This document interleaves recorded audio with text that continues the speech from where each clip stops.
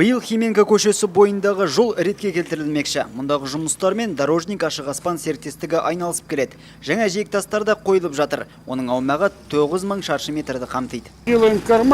Автобустарға тоқтауға арнайы орындар да жасалады. Нәтижесінде өзге көліктердің жүріп өтуіне ыңғайлы болмақ. Жоспарда жаңа аялдамаларды да орнату бар. Хименка жолы бірнеше жыл бойы жөнделмеген. Осы жолы орайы туып, бұл учаскеде кеңейтіледі. Қазірдің өзінде жаяу жүргіншілер жолы ретке келтірілді. Бұрындары тұрғындар саз балшықты басуға мәжбүр болатын. Өте нашарды. Прямо өзі қуанып жүрміз қазір. Мына тротуарлар сондай кеңірек, бұрынғыдан өте жақсы.